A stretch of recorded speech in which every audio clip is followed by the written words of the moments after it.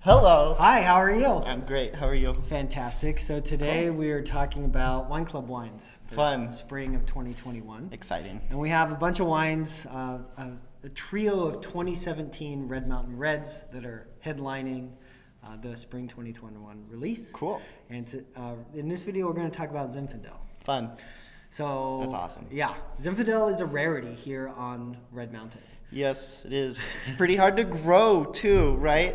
There's probably a reason why not a lot of people are tackling it, but So if you think about where Zinfandel grows on the planet, it's mostly latitudes that are closer to the equator than we are. So you're thinking Southern California, Southern Italy, that type of thing. They often tend to be warmer climates, drier climates. The reason Zinfandel's a little bit finicky is because it has big, powerful canopies, and the cluster sizes themselves are actually pretty big. So when you have that kind of growing condition with lessened airflow from the canopy and big clusters, it can create conditions that provide, disease pressure to the fruit, which we don't want.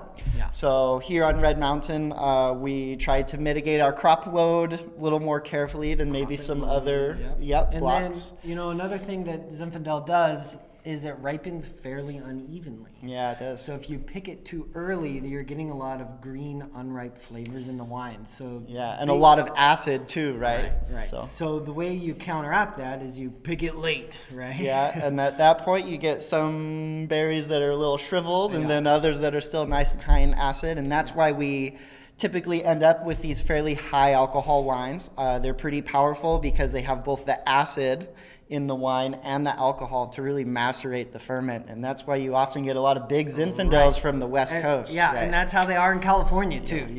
They have that uneven ripening and the big burly structure and kind of the overripe, jammy picking time frame. Sure, but with that being said, right, Zinfandel is, like, to me, the quintessential brambly cultivar. Yep, it oftentimes has just those pure raspberries and blackberries, just really high toned in the wine, as does ours. So we have 1 acre of Zinfandel at Kiona. So we farm 272 acres across 5 estate vineyards.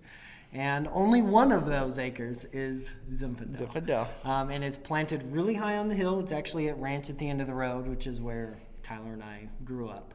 But it's I would say my dad likes to experiment, and he planted the Zinfandel up there in the mid to late 90s. I want to say 1997.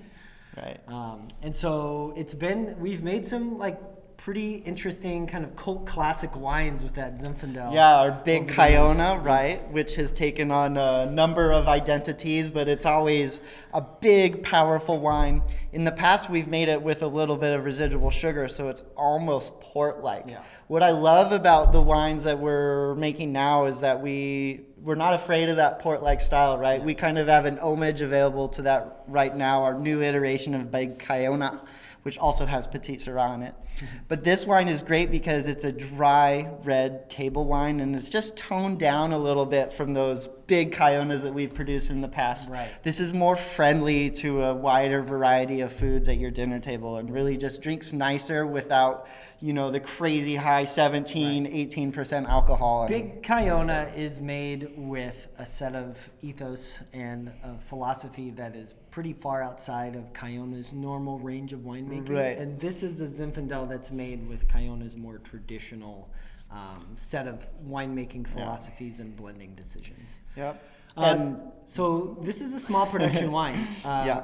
We made 168 cases. So basically everybody gets 2 bottles, and that's it. Right.